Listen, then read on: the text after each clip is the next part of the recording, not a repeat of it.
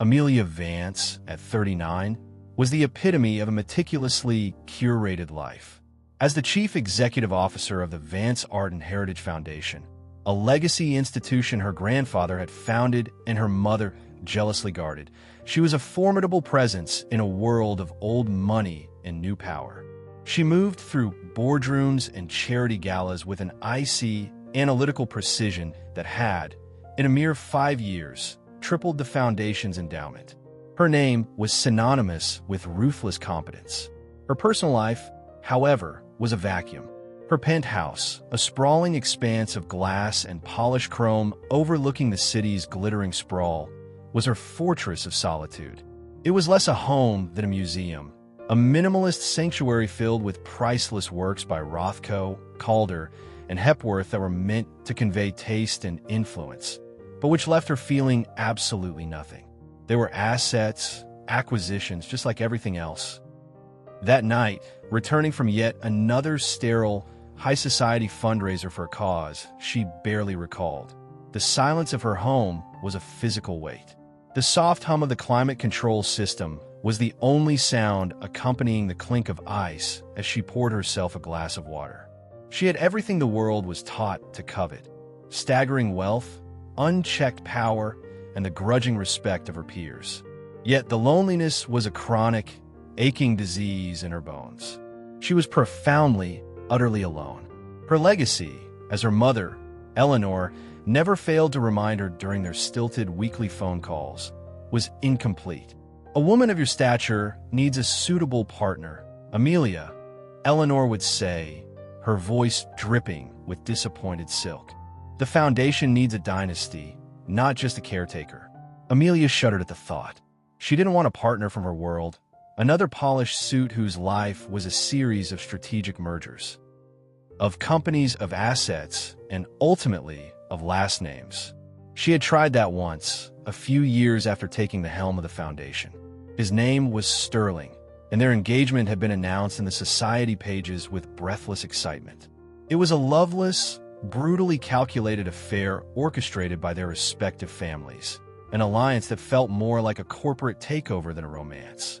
It ended as cleanly and unemotionally as it began, with a joint press release and the quiet return of a grotesquely large diamond. Love, she had concluded with empirical certainty, was a liability in her world. It was an unpredictable, volatile variable she couldn't quantify, control, or leverage. But the loneliness, that persistent, hollow ache, was a different matter. It was a data point she could no longer ignore. She wanted a companion, yes, but it would be on her terms. A partnership, not a passionate romance. An arrangement, crystal clear and contractually sound, free from the cloying, invasive expectations of her social circle and the suffocating weight of her mother's ambitions. She needed a shield, a decoy that would allow her to continue her life uninterrupted. The idea was abstract, a theoretical solution to a practical problem. The next evening, a profound and unfamiliar restlessness propelled her out of her sterile sanctuary. She dismissed her driver, a man named Arthur who had served her family for 2 decades and still seemed perpetually intimidated by her, and found herself walking. She left the gleaming canyons of the financial district behind, her expensive heels clicking on pavement that grew progressively more cracked and uneven. She was walking through the liminal space of the city, the less polished streets that served as a buffer zone between opulence and necessity. The air was colder here, smelling of damp brick, exhaust, and the distant, enticing aroma of baking bread. It was then that a sound cut through the city's monotonous hum, a melody so haunting, so exquisitely melancholic, it seemed to snag the very air. It was a violin played with a skill that was raw, untamed, and achingly beautiful. It spoke of a depth of emotion, of loss and longing, that her own curated life desperately, pathologically lacked. Drawn by the sound, as if by an invisible thread, she followed it to its source. There, on a worn gray blanket spread near a bakery's warm exhaust vent, sat a man. His eyes were closed in rapt concentration, his body swaying slightly with the rhythm of the music. His dark hair was long and matted, his face smudged with the city's grime, and his clothes were frayed and thin. But his hands moved over the strings and fingerboard of the aged violin with a fluid, intimate grace that was nothing short of mesmerizing. He wasn't just playing notes. He was hemorrhaging his soul into the cold night air. Pedestrians, bundled against the chill, hurried past. A few, moved by some fleeting impulse of charity, tossed a few coins into the open violin case without breaking their stride, their gazes averted as if his poverty were contagious. But Amelia stopped, rooted to the spot. She listened, feeling the music bypass her intellectual defenses and pull at something deep and dormant inside her. When he finally finished, the last sorrowful note hanging in the air like a ghost, he slowly opened his eyes. They were a startling, luminous hazel, clouded with weariness but astonishingly clear. For a long moment, their gazes met across the grimy sidewalk. Annoyed with her own uncharacteristic sentimentality, she was about to turn, to retreat to the safety of her predictable world, when a reckless, utterly insane idea sparked in her mind. It was illogical, impulsive, a complete departure from the calculated, risk-averse methodology by which she lived her entire life. It was perfect. She walked toward him, the sharp, decisive sound of her heels on the pavement announcing her approach. His gaze flickered to her, and his posture immediately shifted, becoming wary, defensive. The artist disappeared, replaced by a man accustomed to being moved along, harassed, or pitted. "That was beautiful," she said. Her voice, accustomed to commanding boardrooms, came out more direct and authoritative than she intended. He gave a slight, distrustful nod, his long, calloused fingers tightening their grip on the neck of his violin. "Thanks.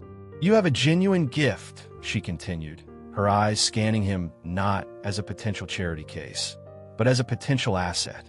She noted the strong line of his jaw beneath the grime, the straightness of his back. "What's your name?" "Leo," he answered, his voice raspy from disuse or the cold. He cleared his throat. "What do you want?"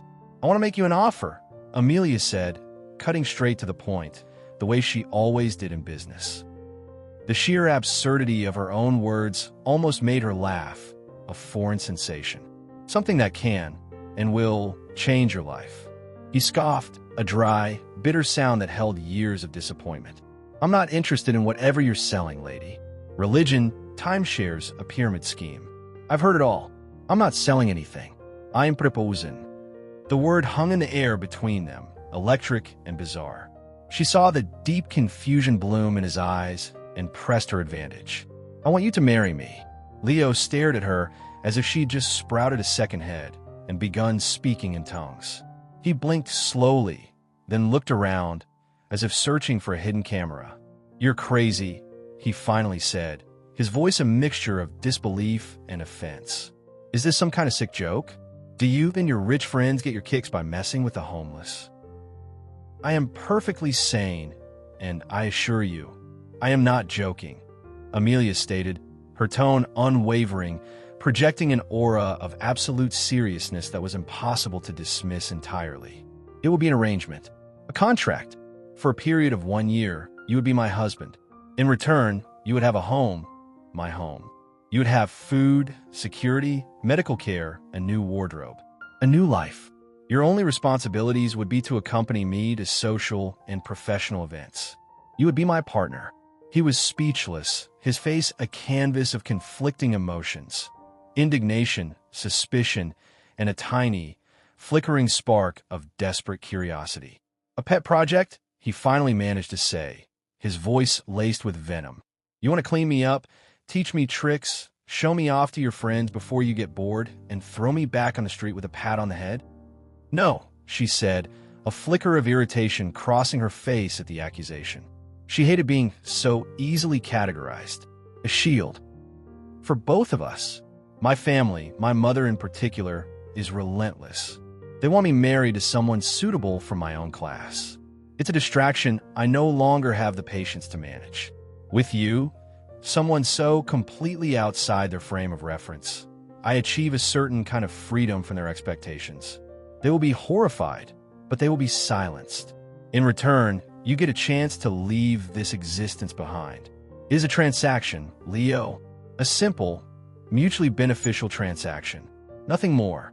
He looked down at his worn-out shoes, the soles separating from the uppers. He looked at the worn velvet lining of the violin case that held his entire life, his only connection to who he used to be. The offer was insane. It was degrading, preposterous. But the alternative was another night shivering in the biting wind. Another day of being invisible, of his music being nothing more than background noise to the lives of others. The warmth of the bakery vent was already fading. "Why me?" he finally asked, his voice barely a whisper, the question stripped of its earlier hostility. "You could have any man you want." Amelia hesitated, the calculated facade momentarily cracking. She looked at his face, at the profound weariness in his hazel eyes, and an unexpected wave of honesty broke through. "Because," she said, the admission surprising even herself, "for the 3 minutes I stood here, your music made me feel something. And that's more than anyone or anything in my world has done in years." The news of the impending marriage landed like a precision-guided missile in the opulent, chintz-filled drawing room of the Vance family mansion. Amelia had summoned her mother, Eleanor, and her older brother, Richard, to her penthouse study, a room they despised for its modern austerity. "You did what?" Eleanor shrieked, her perfectly manicured hand flying to the pearls at her throat in a gesture of high drama she had perfected over decades. "Amelia, have you finally lost your mind? Are you unwell? You are marrying a beggar? A piece of filth you found on the street." "His name is Leo," Amelia said calmly, her voice a low, steady counterpoint to her mother's rising hysteria. She refused to be drawn into the emotional tempest. "And yes, we're getting married in a private civil ceremony next week." Richard, ever the pragmatist, leaned forward in his chair, his elbows on his knees. His face, usually a mask of affable condescension, was now set in lines of cold, controlled fury. "This is a public relations nightmare, Amelia. A catastrophe. Think of the foundation. Think of the Vance name. You cannot be serious. Is he blackmailing you? Give me a name and a number. I can have my legal team make this entire situation go away before morning." "No one is blackmailing me," she retorted, her gaze locking with his.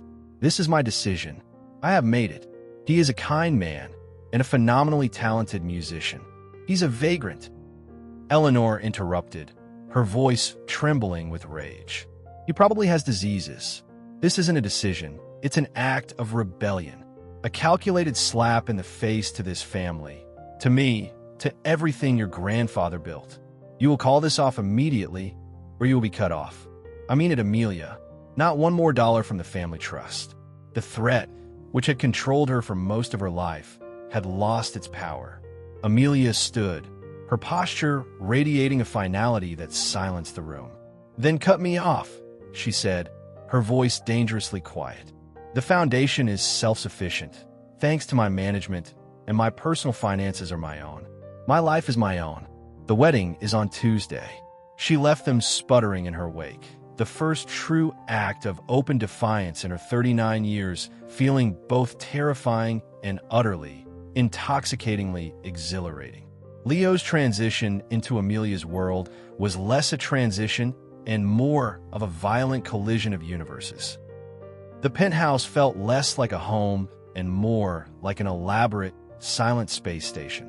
He was shown to a suite of rooms, a bedroom, a sitting room, and a bathroom clad in floor-to-ceiling marble that was larger than any apartment he had ever lived in, even before his life had unraveled.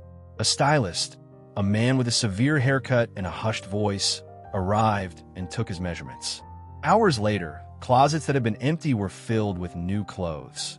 Soft cashmere sweaters, tailored trousers, crisp shirts, and a tuxedo that felt like a costume for a play he hadn't auditioned for. But he moved through the opulent spaces like a ghost, his hands kept carefully at his sides, terrified of touching something, of breaking an invisible rule. The silence was the most overwhelming part. On the street, there was always noise, traffic, sirens, voices. Here, The triple-paned glass erased the city entirely, leaving only a profound, unnerving quiet that amplified the sound of his own breathing. He spent the first few days mostly in his room, holding his old violin, a familiar anchor in a sea of alien luxury. One evening, Amelia found him standing in the cavernous living room, staring at the grand piano, a gleaming black Steinway. "You can play it, if you want," she said, her voice making him jump. "It's mostly for decoration. A requisite piece of furniture for a home like this." He hesitated, then walked over to the bench and sat down. His fingers, now clean and tended to but still bearing the calluses of his craft, hovered over the pristine ivory keys. He took a breath and began to play. It was not one of the sad, improvised melodies from the street. It was Bach's Chaconne in D minor, transcribed for piano, a piece of staggering complexity and profound architectural beauty. The intricate, powerful music flooded the sterile space, filling it with a history and a life it had never known. Amelia stood in the hallway, unseen, and listened. This was not the vagrant her family imagined. This was an artist stripped of his stage and his context, but an artist nonetheless. Their conversations, in the days leading up to the quiet ceremony at City Hall, were stilted and awkward. They were two strangers from different species, bound by an outlandish contract that lay, signed and notarized, in Amelia's safe. They discussed logistics, schedules, and the narrative they would present to the world, that they had met through a music outreach program funded by the foundation. It was plausible enough to be believed. Slowly, tentatively, a few of the walls began to crumble. One night, over a dinner they ate at the small table in the kitchen rather than the echoing formal dining room, he told her about his past.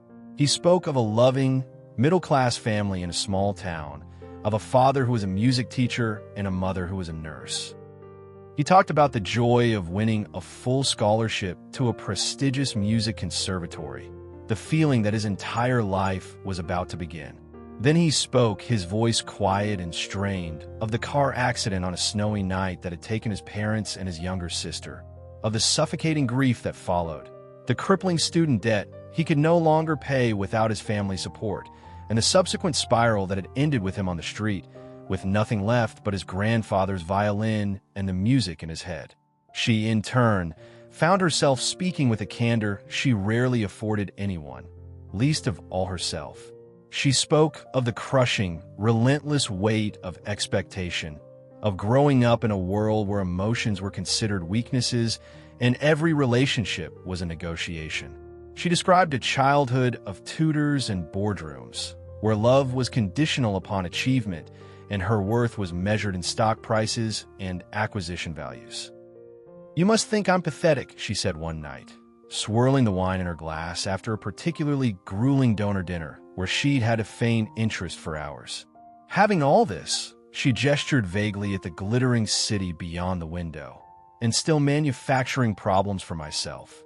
"No," Leo said, looking at her with an unnerving, direct intensity she was beginning to find less unsettling and more grounding.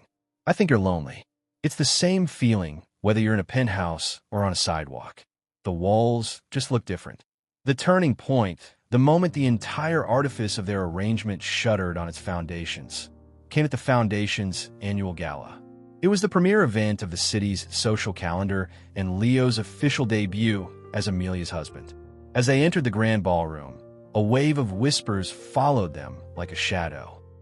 He looked impossibly handsome in the tailored tuxedo, his long hair now clean and tied back neatly, but he carried himself with a quiet stillness that set him apart from the boisterous, back-slapping crowd. During dinner, Richard approached their table, his face fixed in a smug, predatory smile. He was flanked by two sycophantic board members. Well, Leo," Richard said, his voice loud enough for the surrounding tables to hear, a deliberate performance. "Quite a step up from a cardboard box and a tin cup, isn't it? Tell me, what's it really like to win the lottery?" The table fell silent. The air crackled with tension. Amelia's hand clenched into a white-knuckled fist under the tablecloth, her jaw tight with fury. But before she could unleash the Arctic rage she was famous for, Leo placed his hand gently, reassuringly, over hers. The simple touch was a shock, a sudden warmth that diffused her anger. He stood up, not with aggression, but with a straight-backed, unassailable calm. His gaze was steady as he met Richard's. "Your sister didn't offer me a lottery ticket, Richard," Leo said, his voice clear and resonant, carrying easily through the quieted ballroom. "She offered me kindness at a time when no one else would bother to learn my name. That seems to be a currency you don't quite understand." And for the record, he continued, a faint, sad smile touching his lips. "Music sounds just as beautiful in a world-class concert hall as it does on a street corner. The only difference is the audience. Some people are just better at listening than others." He sat back down, picking up his water glass as if nothing had happened. A stunned silence was followed by a ripple of quiet, awkward applause from a few of the surrounding tables.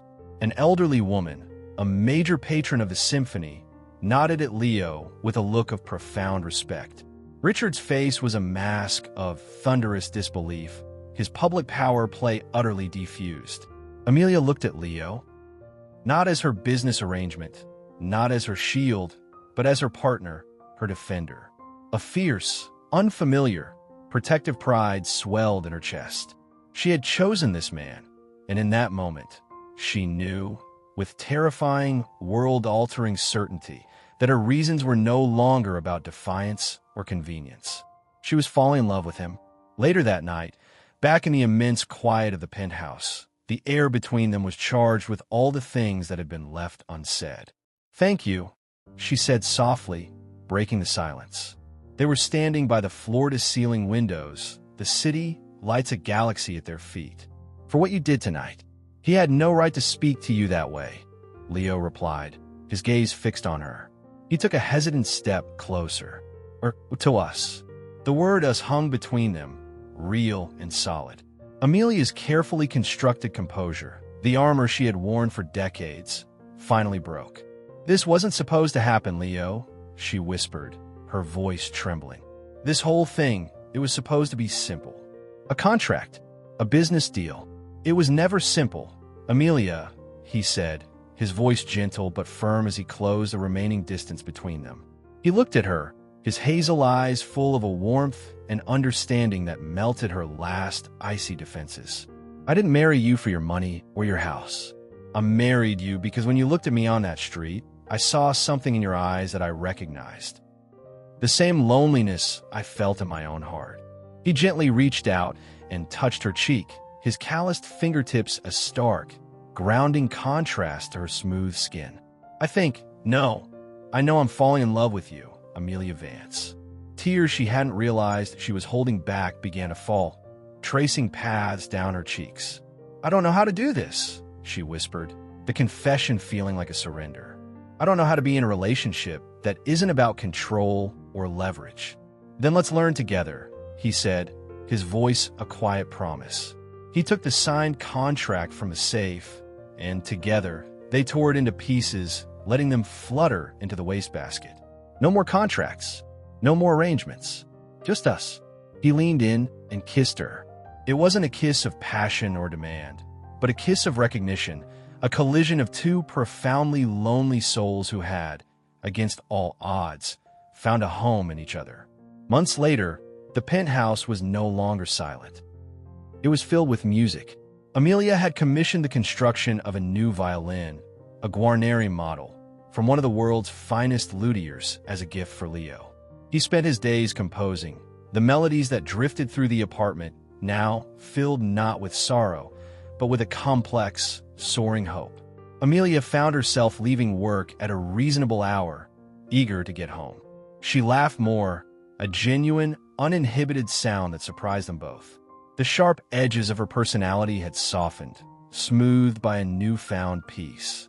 Her family kept their distance, a silent, disapproving cloud on the horizon, but their opinions no longer held any weight. They were echoes from a former life. One sun-drenched afternoon, Amelia came home early and found Leo in the living room, not playing, but simply staring out at the city. She came up behind him, wrapping her arms around his waist and resting her head on his back, breathing in the familiar scent of him. "What are you thinking about?" she asked. He turned in her arms, his expression one of serene, untroubled happiness. "I was just thinking," he said, his hand coming up to cup her face, "that a home isn't about four walls or a fancy roof or a view of the skyline." He looked deep in her eyes. "It's about the person you share it with, the music you make together." Amelia smiled, a genuine, radiant smile that reached her eyes and transformed her entire face. It was the smile of a woman who had finally acquired the only thing she had ever truly wanted. "You're right," she said. "It is."